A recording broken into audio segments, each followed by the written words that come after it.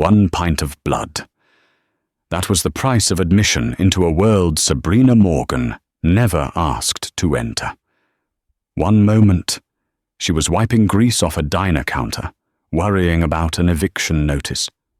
The next, she was kneeling in the rain, her veins connected to a dying stranger in the wreckage of a twisted silver car. She thought she was just saving a life. She didn't know she was saving the most ruthless corporate shark on the East Coast, and she certainly didn't know that when he woke up, he wouldn't offer her a thank you. He would offer her a contract that would threaten to destroy everything she had left. This is the story of how a waitress saved a billionaire, and the dangerous proposal that followed. The neon sign of Lou's all-night diner buzzed with the irritating hum of a dying fly, flickering against the torrential downpour that battered the streets of Chicago. Inside, the air smelled of stale coffee, burnt bacon, and wet wool. Sabrina Morgan leaned against the counter, massaging the arch of her foot. Her sneakers were 2 years old, the soles worn thin, offering no protection against the hard linoleum or the cold reality of her life. She pulled a crumpled envelope from her apron pocket, the eviction notice. Final warning. She needed $800 by Friday, or she and her 6-year-old brother Toby would be on the street. "Hey Sabrina, table 4 needs a refill," Lou shouted from the grill, his voice gravelly from decades of smoking. "On it, Lou," Sabrina said, tucking the notice back into her pocket. She grabbed the pot, putting on her customer service smile. It was 2:30 a.m. The only patrons were a couple of truckers and a college student studying for finals. Then, the world outside exploded. It wasn't thunder. It was the sickening screech of rubber losing a battle with asphalt, followed by the crunch of metal tearing into metal.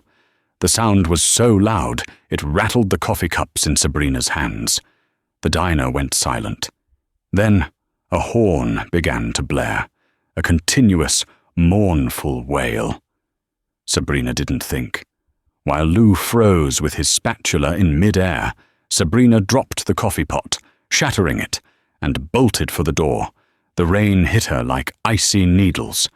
In the middle of the intersection, a massive delivery truck had jackknifed. Pinned beneath its trailer was a sleek, silver sedan, flattened like a soda can. The car looked alien in this neighborhood, a machine worth more than the entire block. Sabrina sprinted toward the silver car. The driver's side was crushed, but the passenger side was accessible. She wrenched the door open. The smell of copper and expensive cologne hit her instantly. The man inside was unconscious, his head slumped against the dashboard. He was dressed in a tuxedo, the tie undone. Blood was everywhere, soaking his crisp white shirt, pooling on the leather seats. "Sir, can you hear me?" Sabrina screamed over the rain. She pressed her fingers to his neck. A pulse, faint, thready, erratic. She saw the source of the blood. A shard of glass from the windshield had sliced deep into his upper arm, likely severing the brachial artery. It was pumping bright red life out of him with terrifying speed. Sabrina ripped off her apron, then the flannel shirt she wore over her uniform. She wrapped the flannel around his arm, pulling it tight, using her body weight to apply pressure. "Help!" she screamed, looking back at the diner. Lou was on the phone, presumably with 911. The man groaned. His eyes fluttered open. They were steel grey, glazed with shock. He looked at her, but he didn't seem to see her. He mumbled something incoherent. "Stay with me," Sabrina commanded, her voice shaking. "Ambulance is coming." "Cold," he whispered. The sirens wailed in the distance, growing louder. When the paramedics arrived, they moved with chaotic precision. They pulled Sabrina back. "He's lost too much volume," one paramedic shouted, checking the vitals. "BP is crashing, 60 over 40. He's going into hypovolemic shock." They loaded him onto the stretcher. The rain was washing away the blood on the pavement, but the man was pale as a sheet. "We can't stabilize him," the paramedic yelled to the driver. "He's bleeding out faster than we can push fluids. We need a donor match now, or he won't make the hospital." It was a desperate, 1-in-a-million shot. Field transfusions were rare, dangerous, and against most protocols. But the desperation in the paramedic's voice was palpable. "What type is he?" Sabrina asked, stepping forward, wet hair plastered to her face. The paramedic looked at the medical alert bracelet on the man's wrist. "O negative, universal donor, but he can only take O negative. We're out of O-neg packs in the rig." Sabrina felt a chill that had nothing to do with the rain. "I'm O negative." The paramedic paused for a split second, looking at the dying man, then at Sabrina. "Get in." The ride to St. Jude's Hospital was a blur of motion and needles. They didn't have time for screenings or paperwork. It was a direct line, a walking blood bank scenario used only in war zones and catastrophes. Sabrina lay on the opposite bench, a tube connecting her vein to his. She watched the blood leave her arm, traveling down the clear plastic tubing, entering the Billionaire's system. She felt lightheaded, the edges of her vision going black. "You're doing great," the paramedic said, though he was focused entirely on the man. "His pressure is stabilizing. You're saving him." Sabrina looked at the man's face. Beneath the blood and bruising, he was handsome, with a sharp jawline and dark hair. He looked powerful, even in near death. "Who are you?" she thought. The ambulance hit a pothole, and Sabrina's vision finally gave out. The last thing she heard was the flatline monitor beeping, then correcting itself into a steady rhythm. 3 days later.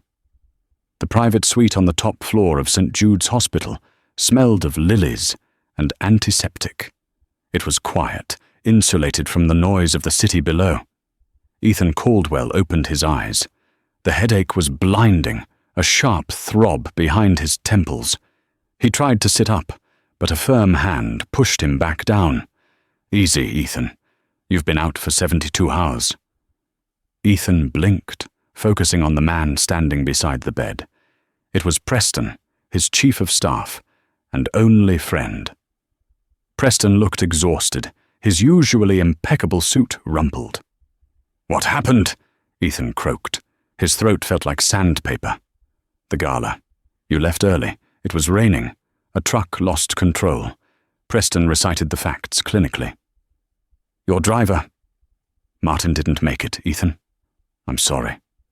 Ethan closed his eyes, a wave of guilt and pain washing over him. Martin had been with him for 10 years. "And me? You should be dead," Preston said bluntly. "Severed artery. You lost nearly half your blood volume. If it wasn't for the woman, you would be buried next to Martin." Ethan's eyes snapped open. "What woman?" Preston walked to the window, looking out at the skyline. The paramedics said a waitress from a diner near the crash site kept pressure on the wound. Then, when they ran out of blood in the rig, she volunteered. Direct transfusion. She gave nearly 2 pints before she passed out. She literally poured her life into you. Ethan looked at the bandage on his arm, then at the IV drip. A strange sensation settled in his chest. He was alive because a stranger had bled for him. "Where is she?" Ethan demanded, his voice gaining strength. "I want her here." Preston turned, his expression unreadable. "She's gone, Ethan." "Gone? What do you mean, gone?" "She was treated for exhaustion and fluid loss in the ER. As soon as she woke up and the nurses turned their backs, she discharged herself. Left against medical advice. Didn't leave a name, didn't leave a bill." "Find her," Ethan said. The command was absolute. It was the voice that had built Caldwell Industries into a global empire. "I'm trying," Preston sighed. "But the diner, Lou's, is a cash-only, hole-in-the-wall place. The owner is tight-lipped. The paramedics didn't get her ID in the chaos." "I don't care." Ethan tried to sit up again, wincing as pain shot through his shoulder. "Someone saved my life, Preston. I don't like owing debts, especially not a debt of blood. Or find her. Use the private investigators. Use the security footage from the street. I want a name by tomorrow." Ethan Caldwell did not believe in altruism. In his world, everyone wanted something. If this woman saved him, she likely knew who he was and was waiting for the right moment to present a lawsuit or a demand for a payout. He needed to control the situation before the press got wind of the mystery angel.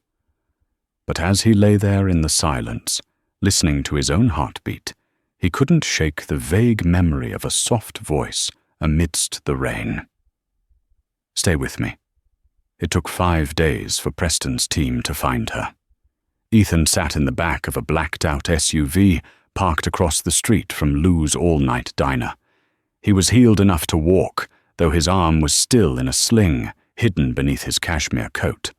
"Her name is Sabrina Morgan," Preston said, handing Ethan a thin file. "Age 26. Parents deceased. She's raising a younger brother, Toby, age 6. She dropped out of nursing school 3 years ago when her mother got cancer. Heavy debt. She's 3 months behind on rent and owes the hospital about 10 grand for her mother's palliative care." Ethan flipped through the file. A mugshot-style photo from a driver's license stared back. She looked tired even in the photo, but her eyes were fierce. "She's drowning," Ethan murmured. "Why didn't she come forward? She could have sold her story to the tabloids for 50 grand, easily." "Maybe she doesn't know who you are," Preston suggested. "Or maybe she's just decent." Ethan scoffed. "Decency is a myth, Preston. Everyone has a price." "What's the play, boss? We write her a check, pay off the debts?" "No," Ethan said, closing the file. "I need to see her. I need to know if she's trustworthy." "Why?" Ethan looked at Preston, his gaze hardening. "Because of the board meeting, next month. Because of the clause in my grandfather's trust. I need a wife, Preston. A fake one. And if this woman is desperate enough and brave enough, she might be the perfect candidate." Ethan opened the car door. "Wait here."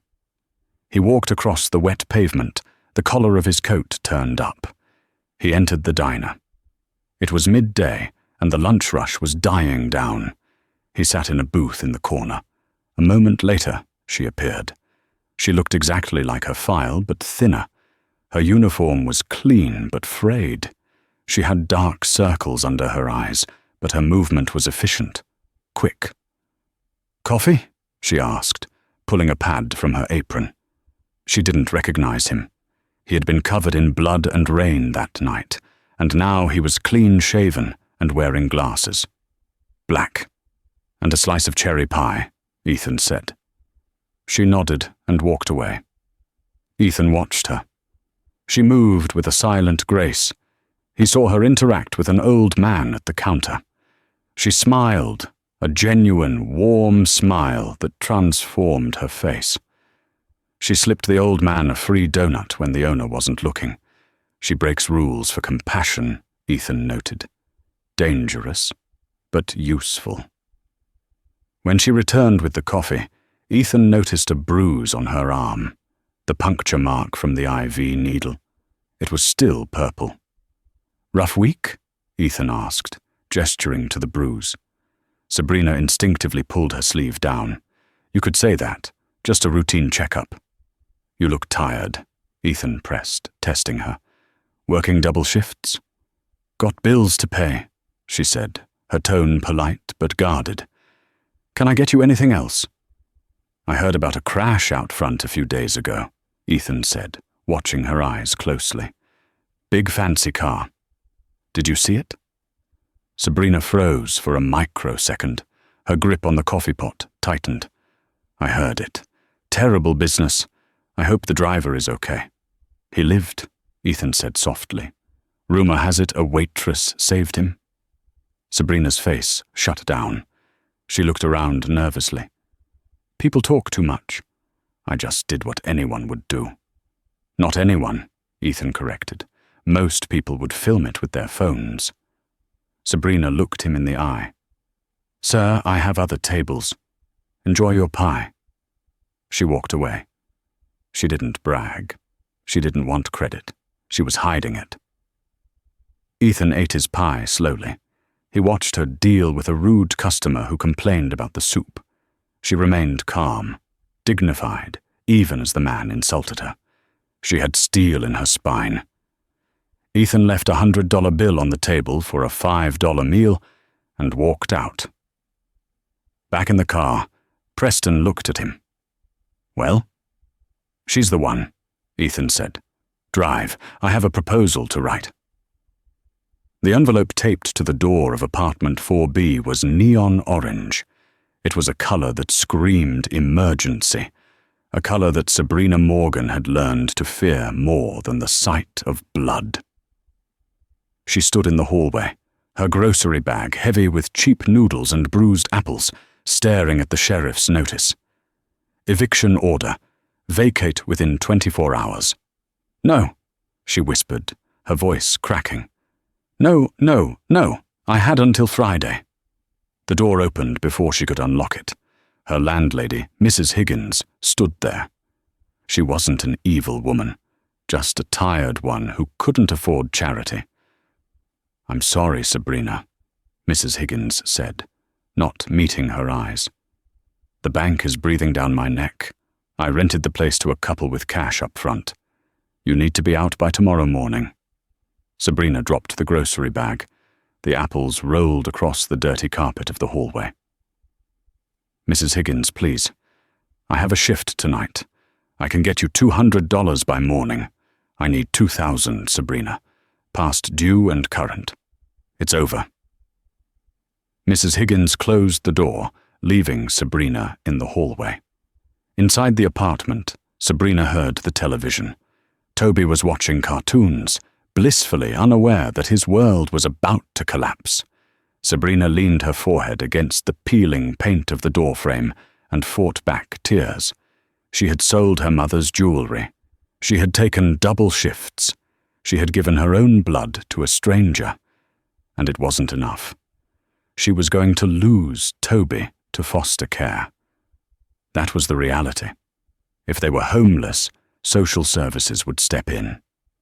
She walked into the apartment, masking her panic with a bright, fake smile. Hey, T-Bear, how was school? Toby looked up, his eyes wide and innocent. I drew a picture. It's a house. For us. He held up a crayon drawing of a lopsided house with a giant sun. Sabrina felt her heart shatter into 1,000 pieces. A sharp knock on the door interrupted them. Sabrina jumped. If it was the sheriff already, she would have to fight. She marched to the door and flung it open, ready to scream. It wasn't the sheriff. Standing in the dim hallway was a man in a charcoal grey suit that cost more than the entire building. He held a black umbrella, though it wasn't raining. It was Preston, the man from the hospital, though Sabrina didn't recognize him immediately. Sabrina Morgan, he asked. His voice was smooth, professional, and entirely out of place in this neighborhood. Who are you? Sabrina demanded, blocking his view of Toby.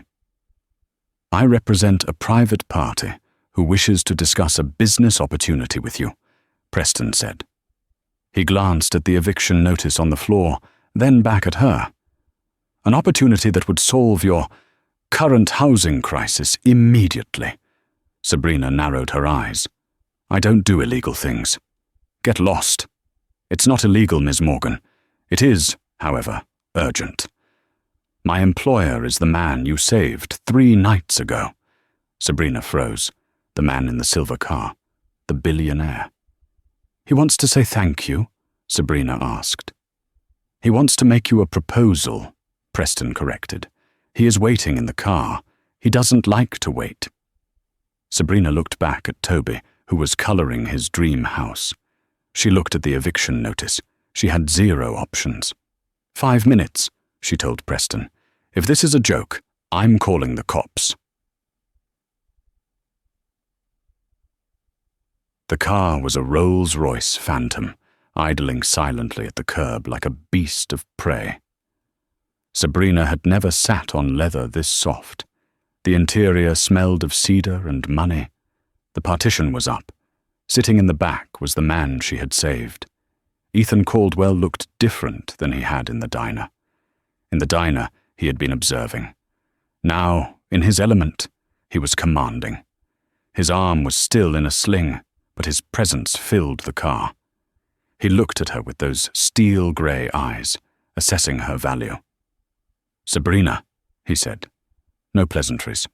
No, thank you for saving my life." "Mr. Caldwell, Ethan Caldwell." Sabrina's breath hitched. She knew the name. Everyone in Chicago knew the name. Caldwell Industries owned half the skyline. "I assume you know who I am," Ethan said, tapping a tablet on his lap. "Just as I know who you are. Sabrina Morgan, 26. Debts totaling $45,000. Eviction imminent. Guardian to a minor." "You investigated me." Sabrina felt a flush of anger. "That's an invasion of privacy." "It's due diligence," Ethan replied coldly. "I owe you a life, Sabrina. I intend to pay for it. But I don't write checks for charity. I make deals." "I don't want your charity," Sabrina said, reaching for the door handle. "Do you want your brother to sleep in a shelter tomorrow night?" Sabrina stopped. Her hand hovered over the handle. The cruelty of the question took the air out of her lungs. "I didn't think so," Ethan said. He pressed a button, and the window shades darkened, sealing them in. "Here is the situation. My grandfather founded my company.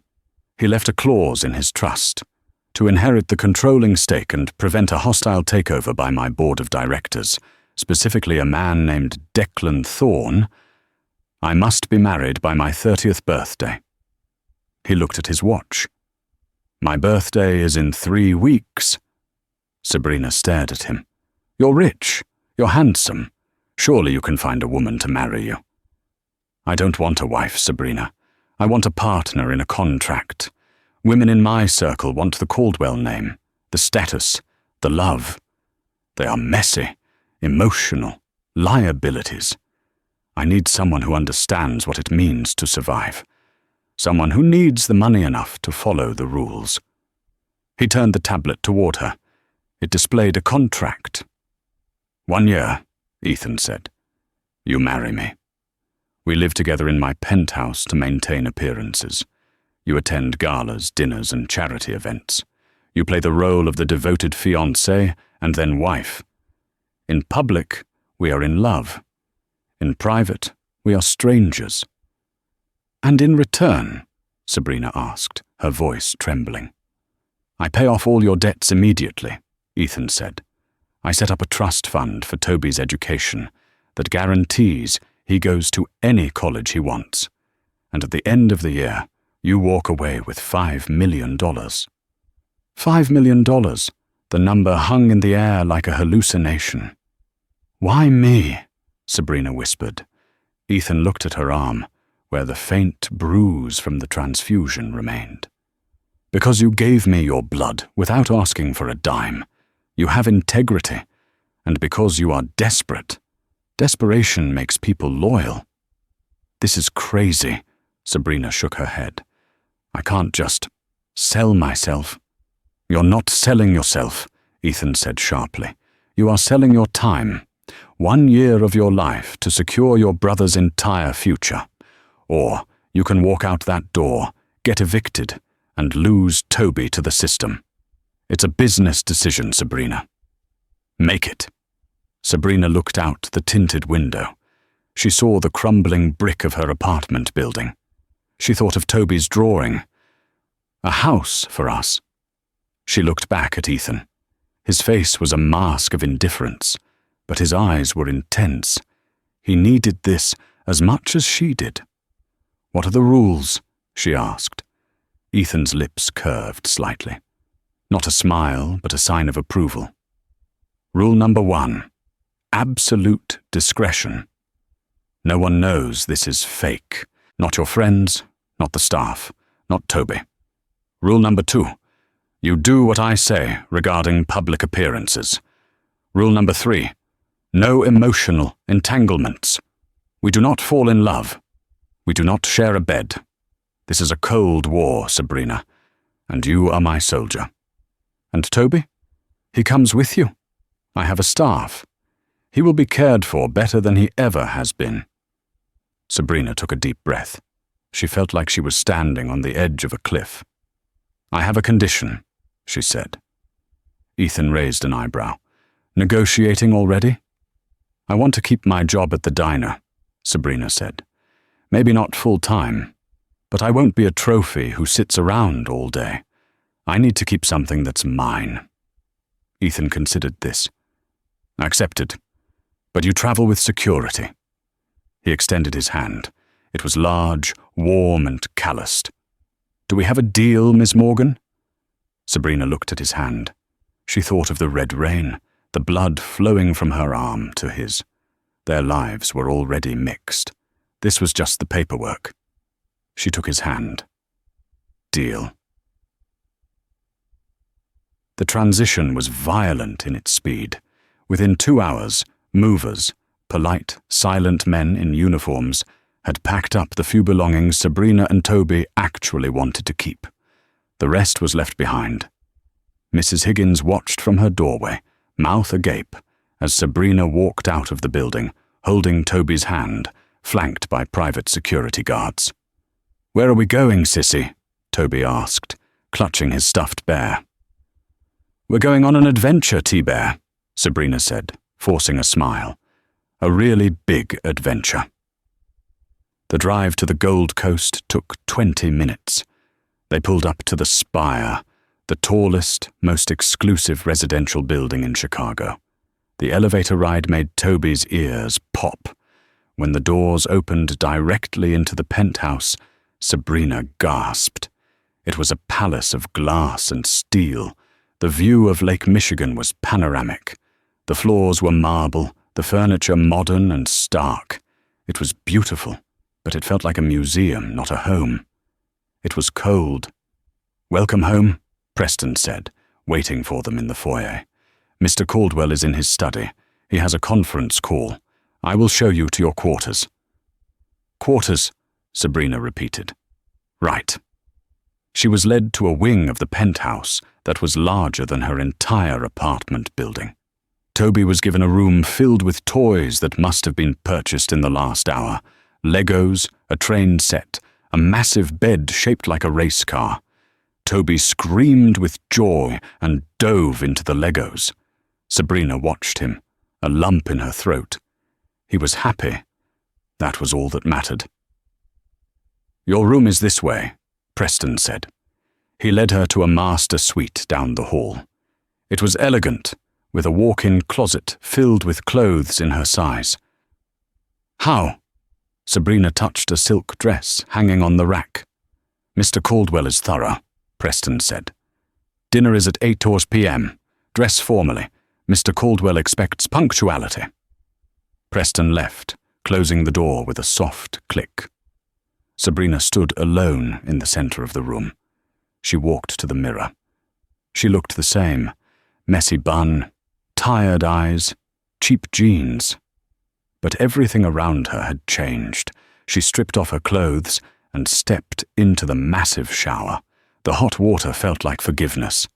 She scrubbed the smell of the diner and the fear of the eviction off her skin. When she stepped out, she wrapped herself in a plush robe. She looked at the clothes in the closet.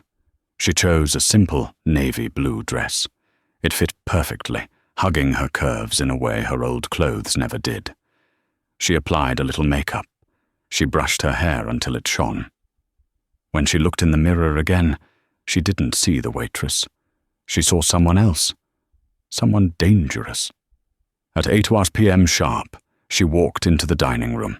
The table was set for 2. Ethan was already seated at the head, reading a dossier.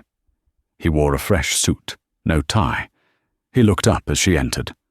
For a moment, his hand paused on the page. His eyes swept over her, from the heels to the hair. There was a flicker of something in his grey eyes. Surprise? Appreciation? It was gone in an instant.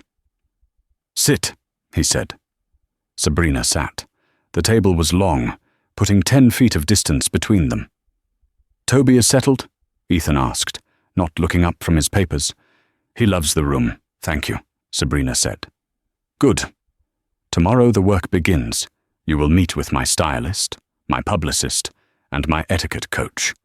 We have a public debut in 2 days at the charity gala for the Heart Foundation."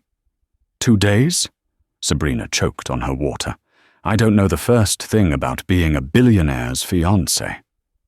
"You don't need to know," Ethan said, finally closing his folder and looking at her. "You just need to look at me like I'm the center of your universe. Can you act, Sabrina?" "I've been acting like I'm okay for 5 years while raising a child on minimum wage," Sabrina said, meeting his gaze. "I can act." "Good," Ethan picked up his wine glass, "because Declan Thorne will be there. He is a shark. If he smells blood in the water, if he senses you are fake, he will tear us apart. He wants my company, and he will destroy you to get to me." "I'm not afraid of sharks," Sabrina said. "I saved one, didn't I?" Ethan paused. The corner of his mouth twitched. "Touché," he murmured. They ate in silence, the clinking of silverware the only sound in the golden cage. Sabrina realized then that the luxury was a trap. She was safe from poverty, but she was now in the line of fire of a corporate war she didn't understand. The next 48 hours were a blur of torture disguised as pampering. Sabrina was poked, prodded, waxed, and polished. A team of 3 stylists debated the shade of her lipstick for an hour. An etiquette coach named Ms. Gentry, a woman with a spine as stiff as a ruler, taught her how to hold a champagne flute, how to laugh softly, and how to evade intrusive questions. "If they ask about your past," Ms. Gentry instructed, "you say you prefer to focus on the future. Be vague. Be charming. Be a ghost." Sabrina practiced walking in 6-inch Louboutins until her feet bled. Then she bandaged them and walked some more. She memorized the names and faces of the board of directors. Ethan was absent for most of it, locked in his office. But every time Sabrina passed the glass doors, she felt his eyes on her, checking the investment. The night of the Heart Foundation gala arrived. Sabrina stood in front of the full-length mirror in the dressing room. The dress Ethan had selected was breathtaking, a floor-length gown of emerald green silk that left her back bare. It shimmered like liquid jewel. She wore a necklace of diamonds that felt heavy around her throat. A collar, she thought. A very expensive collar. "Ready?" Ethan stood in the doorway. He was wearing a tuxedo, looking devastatingly handsome. He looked like the prince in every fairy tale, but his eyes were cold calculation. "Do I look like $1 billion?" Sabrina asked, turning around. Ethan stepped into the room. He walked up to her, stopping inches away. He reached out and adjusted the necklace, his fingers brushing the nape of her neck. Sabrina shivered. "You look..." Ethan's voice dropped an octave. "You look believable." He offered his arm. "Showtime, Mrs. Caldwell-to-be." The gala was held at the Field Museum, amidst dinosaur bones and high society. The flash of cameras as they stepped out of the limo was blinding. A wall of noise hit them, reporters shouting Ethan's name. "Smile," Ethan whispered, his hand firm on her waist. "Look at me." Sabrina looked up at him, plastering a look of adoration on her face. "Like this?" "Perfect," he murmured. They walked the red carpet. Sabrina felt like an imposter in a room full of gods. These people smelled of old money and judgment. "Ethan!" A booming voice cut through the crowd. A man approached them. He was older, perhaps 50, with silver hair and a smile that didn't reach his eyes. He held a Scotch glass like a weapon. "Declan," Ethan said, his grip on Sabrina's waist tightening imperceptibly. "I didn't think you'd make it." "And miss the unveiling of the mystery woman?" Declan Thorne laughed, but his eyes drilled into Sabrina. "So this is the creature that finally tamed the wolf." "Sabrina, this is Declan Thorne, a member of my board," Ethan said smoothly. "Declan, this is my fiancée, Sabrina." Declan took Sabrina's hand, bringing it to his lips. His hand was clammy, charmed. "I must say, you're a ghost, my dear. No social footprint, no family lineage. Where did Ethan find you?" This was the test. Sabrina smiled, withdrawing her hand gracefully. "Ethan didn't find me, Mr. Thorne. Fate brought us together. We prefer to keep our private life private. I'm sure you understand the value of discretion." Declan raised an eyebrow. "Sharp, I like that." He leaned in closer. "Be careful, my dear. Ethan uses people. Don't let him use you up." "I can handle myself," Sabrina said coolly. Declan chuckled and walked away, disappearing into the crowd. "You did well," Ethan breathed in her ear. "He's rattled." "He's creepy," Sabrina whispered back. "He's dangerous. Keep your guard up." The night went smoothly until the auction began. Ethan was bidding on a painting. Sabrina was sipping water, her feet aching, when she felt a tap on her shoulder. It was a woman in a red dress. She was beautiful, blonde, and looked at Sabrina with pure venom.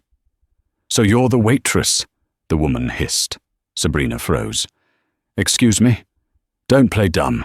I saw the security footage from the crash site. My father is the police commissioner. I saw you pull him out of the car in your little apron." Sabrina's heart hammered against her ribs. "I don't know what you're talking about," Sabrina said, trying to walk away.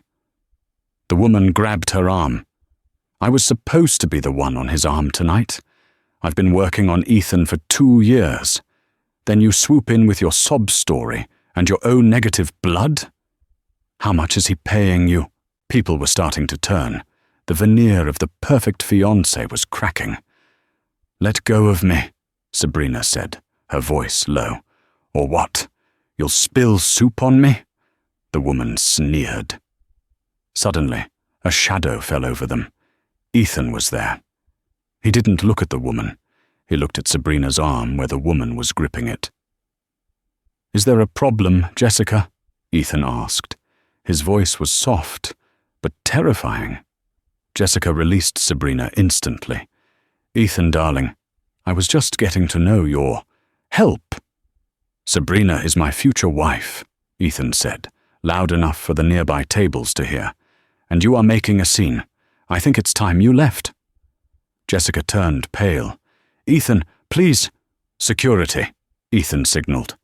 2 guards appeared instantly. "Escort Ms. DuPont out." As Jessica was dragged away, sobbing, a hush fell over the room.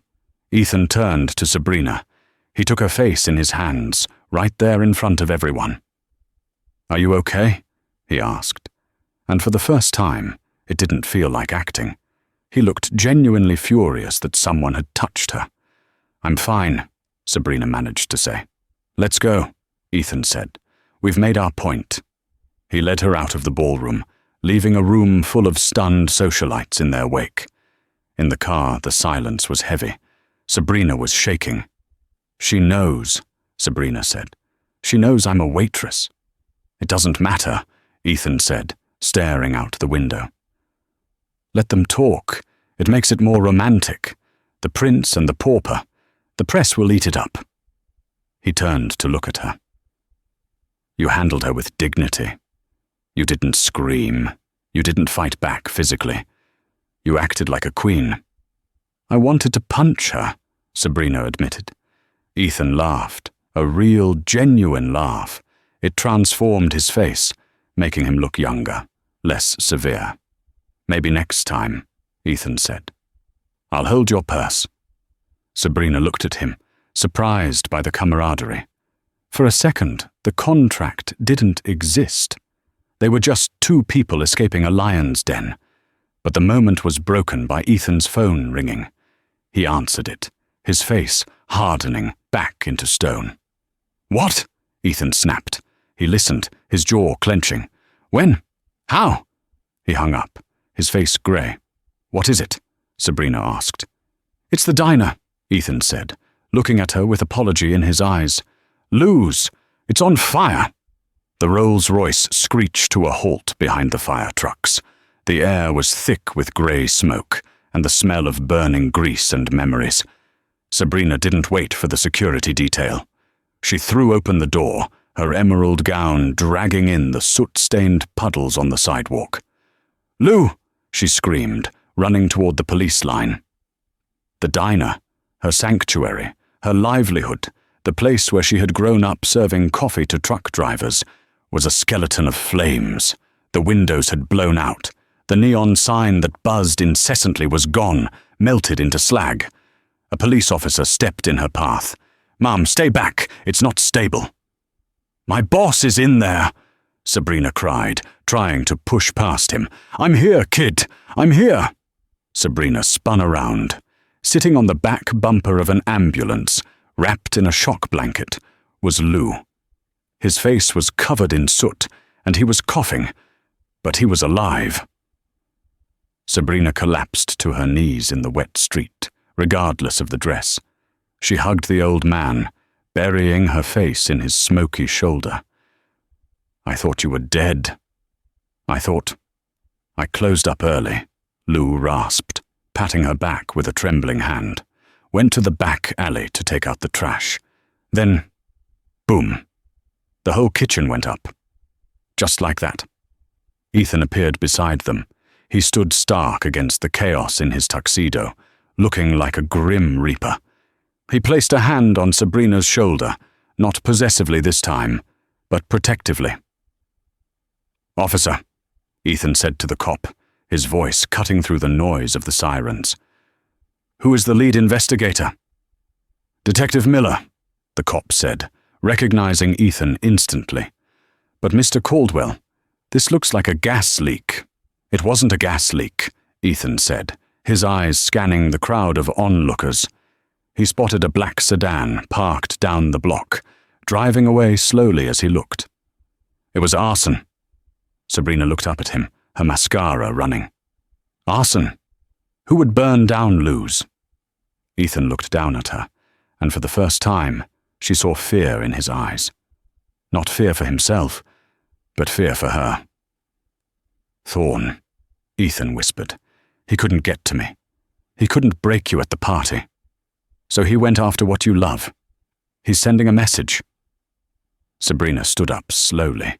The shock was fading, replaced by a cold, hard rage. She looked at the burning ruins of the diner. Then she looked at the bruise on her arm where Jessica had grabbed her. Then she thought of Toby sleeping in the penthouse. "He targeted me," Sabrina said, her voice shaking. "Because of you." "Sabrina, My brother is next, isn't he?" She turned on him, poking a finger into his chest. "This isn't a business deal anymore, Ethan.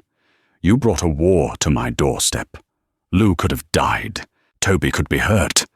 I will protect them," Ethan vowed, stepping closer. "I have security. Security didn't stop this." She gestured to the fire. "I can't do this. The money isn't worth it. The contract is void." She turned to walk away, to go anywhere but back to his world. Ethan grabbed her hand. "Don't go." "Let me go, Ethan. I'm a waitress. I survive. That's what I do. I can't survive you." "I don't want you to survive me," Ethan shouted, his composure finally cracking. The mask of the billionaire fell away, leaving just a man standing in the ashes. "I want you to stand with me. You saved my life in that rainstorm. You gave me your blood. You are the only person in this city who didn't ask for a receipt. If you leave now, Thorne wins. He destroys the company. He destroys my legacy. And he wins." He pulled her closer, ignoring the ash falling on his suit. "But if we stay together, If we finish this, we can bury him. I have the resources, but I need your strength. I need the woman who ran into traffic to save a stranger." Sabrina looked into his eyes. She saw the desperation there. He wasn't asking for an employee. He was asking for a partner. She looked back at Lou, who was watching them sadly. Lou gave her a small, grim nod. "Fight, kid." Sabrina wiped her face. She took a deep breath of the smoky air. "If we do this," Sabrina said, her voice low and dangerous, "we do it my way. No more hiding. No more Cinderella act. We take him down." Ethan nodded. "Your way." "Good," Sabrina said. "Now take me home. I have a board meeting to prepare for." The boardroom of Caldwell Industries was less a meeting place and more a predator's den. Suspended 40 stories above the Chicago streets, the room was encased in floor-to-ceiling glass, offering a panoramic view of the city that the people inside owned, piece by piece. The air conditioning was set to a chill that penetrated even the thickest wool suits. 20 men and women sat around the massive mahogany table. They were the titans of industry, the gatekeepers of the Caldwell Trust, and right now, they were growing restless. At the head of the table, the CEO's leather chair sat empty. At the opposite end, Declan Thorne checked his Patek Philippe watch for the 3rd time in a minute. He leaned back, a shark-like grin stretching across his face. He could practically taste the victory. It tasted like scotch and vindication. "He's late," Declan announced, his voice booming off the glass walls. "And let's be honest, ladies and gentlemen, his absence speaks louder than any annual report. It shows a lack of discipline, a lack of respect for this board." "He has 10 minutes, Declan." An older board member, Mr. Henderson, grumbled, adjusting his spectacles. "The bylaws are clear. He has until noon on the eve of his 30th birthday." "He's playing games," Declan scoffed, standing up to pace the room. "The boy isn't fit to lead. This sudden fiancé, a fraud. My sources tell me she's a nobody, a waitress from a slum district. And the fire at that diner last night? A convenient tragedy. Probably an insurance scam gone wrong to garner sympathy." He stopped pacing and slammed a hand on the table. "If he hasn't fulfilled the marriage clause by the time that second hand hits 12, the trust dissolves. The leadership vote proceeds, and I nominate myself to clean up this mess." The room murmured. Some nodded in agreement. Others looked at the door, hoping for a miracle. Precisely at 11:58 a.m., the heavy double doors didn't just open, they were thrown wide. The room fell into a stunned silence.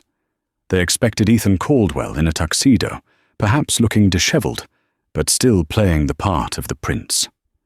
Instead, Ethan walked in wearing dark denim jeans, heavy boots, and a black t-shirt stained with soot and ash. He looked like he had walked out of a war zone. His face was streaked with grime, but his eyes were burning with a terrifying intensity. And he wasn't alone. Holding his hand, walking in step with him, was Sabrina. A collective gasp rippled through the room. She wasn't wearing the emerald gown or the designer suits the board had seen in the tabloids. She was wearing a pale blue diner uniform, complete with a white apron tied sharply at her waist. Her hair was pulled back in a severe, practical bun. She wore no makeup to hide the fatigue in her eyes, nor the strength in her jaw. "What is the meaning of this?" Declan demanded, his face flushing a deep crimson. "You bring the help into the boardroom? Have you lost your mind, Ethan?" Ethan didn't look at Declan. He pulled out the chair to the right of the CEO's seat. Sabrina sat down. She didn't shrink away. She smoothed her apron, folded her hands on the mahogany table, and looked at the billionaires surrounding her with the same calm focus she used during a Sunday morning rush. "She's not the help," Ethan said, his voice low. scraping against the silence of the room. She is the majority shareholder. Declan froze. Excuse me? Ethan tossed a stack of legal documents onto the center of the table. They landed with a heavy thud. I transferred my personal voting proxy to Sabrina Morgan this morning. As my future wife, and as the person I trust most with my life, she speaks for the Caldwell Trust today.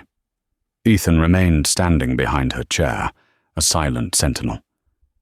Sabrina, the floor is yours. Sabrina took a breath. The room smelled of expensive cologne and fear. She looked at Declan Thorne, the man who had tried to burn her world to the ground. Mr. Thorne, Sabrina began. Her voice wasn't loud, but it was crystal clear. You seem confused by my attire. This is a mockery, Declan shouted, pointing a shaking finger at her. You are a waitress. You serve coffee. You have no business in this room, let alone voting on the future of a billion-dollar conglomerate. Yes, Sabrina said, cutting him off. I am a waitress, and I'm proud of it. You see, in my line of work, you learn to do two things very well. You serve people, and you listen to people. She stood up slowly. I listen to everything. The complaints, the secrets, the whispers. And do you know what I heard, Mr. Thorne? I heard that you don't like to get your hands dirty. I heard you hired a man named Vinny to torch my workplace to intimidate me. The silence in the room transformed from stunned to deathly. That's slander, Declan sputtered, though the sweat beading on his forehead betrayed him. I'll sue you for every penny you— Oh, wait, you don't have any pennies. Sabrina reached into her apron pocket, the pocket where she usually kept her order pad and pens. She pulled out a small, silver USB drive. She slid it down the length of the polished table. It spun and stopped directly in front of Mr. Henderson. Ethan's security team recovered the surveillance footage from the bank across the street from Lou's diner, Sabrina stated, her eyes locked on Declan. It shows your associate, Vinny, pouring gasoline around the perimeter. It also shows him making a phone call seconds before lighting the match. Ethan stepped forward, resting his knuckles on the table. We traced the call, Declan. It went to a burner phone. But you made a mistake. You topped up the minutes on that burner phone using your personal credit card. The air left the room. Mr. Henderson picked up the USB drive, looking at Declan with pure disgust. Arson? Ethan listed the charges, his voice cold and hard. Attempted murder, corporate espionage, conspiracy. Declan looked around the table, searching for an ally. He found only stone-cold stares. The sharks had smelled blood, and this time it was his. The police are in the lobby, Sabrina said softly. They're waiting for you. Declan slumped into his chair, the fight draining out of him. You can't prove it, he whispered weakly, a desperate lie. We already did, Ethan said. He nodded to the security team by the door. Get him out of my building. Two guards stepped forward, hoisting a broken Declan Thorne out of his chair and escorting him from the room. His protests were feeble, swallowed by the heavy thud of the doors closing behind him. The tension in the room broke. Mr. Henderson cleared his throat. He looked at Sabrina, really looked at her, seeing past the uniform. Miss Morgan, he said, a note of newfound respect in his tone. You have quite the investigative team. I have a partner, Sabrina said, looking up at Ethan. Ethan looked down at her. For the first time in his life, in this room built for war, he smiled. It wasn't a shark's grin. It was a human smile.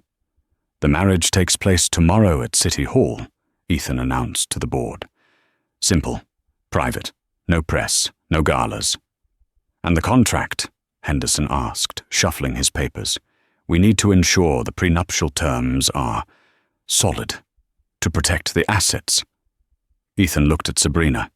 He thought of the contract that lay between them, the rules about no emotion, the transaction of money for time, the golden cage he had built around her. "There is no contract," Ethan said. Sabrina's heart skipped a beat.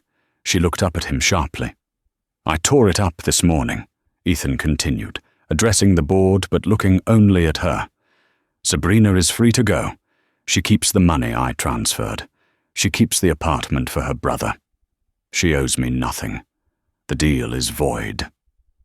The board members exchanged confused glances. Sabrina stood up, her legs feeling shaky. He was giving her an out. He was setting her free, even after they had won. He was willing to risk his company to give her back her life. "I'm free to go?" she asked, her voice barely a whisper. "Yes," Ethan said softly. "You saved me, Sabrina. In every way, a person can be saved. I won't trap you." Sabrina walked around the table. The distance between them felt like miles, yet she crossed it in seconds. She stopped in front of him, the soot on his shirt contrasting with the crisp white of her apron. She thought of the rain. She thought of the blood. She thought of the way he had looked at her when the diner was burning, not as an asset, but as a woman he was terrified to lose. "I'm unemployed," Sabrina announced to the room, a small, playful smile touching her lips. "My diner burned down. My boss is retired. I need a job." Ethan's eyes widened, hope flickering behind the steel grey. "What kind of job are you looking for?" His voice thick with emotion. "I'm looking for a permanent position," she said, stepping into his space. "Wife. Partner. Troublemaker." Ethan laughed, a sound of pure, unadulterated relief that seemed to shake the glass walls. He didn't care about the board. He didn't care about decorum. He pulled her into his arms, burying his face in her neck, inhaling the scent of smoke and soap. He kissed her fiercely, right there in front of 20 witnesses and the ghosts of his ancestors. It wasn't a kiss for the cameras. It wasn't for the trust fund. It was a seal on a promise made in blood. "You're hired," he whispered against her lips. "Lifetime contract. No exit clause." "I wouldn't have it any other way," Sabrina replied. 6 months later, the smell of fresh coffee and sizzling bacon wafted through the air, but the setting had changed. Lou's Bistro had reopened 3 blocks from the old location. It was sleek, modern, with large windows and polished wood, but the heart of the place remained. Lou was behind the counter, barking orders at a new line cook, though he moved a little slower these days. In the corner booth, Toby was spreading his homework across the table, a plate of French fries within easy reach. Sabrina wiped down the counter, humming a tune. She wore a new apron, crisp navy blue with her name embroidered in gold thread. The door chimes jingled. Ethan walked in. He had loosened his tie, his suit jacket slung over his shoulder, looking exhausted from a day of running an empire. But as soon as his eyes landed on her, the fatigue vanished. He walked to the counter and sat on a stool. "Hey, beautiful," he said, leaning forward. "Table for one?" "We're fully booked," Sabrina teased, not looking up from the espresso machine.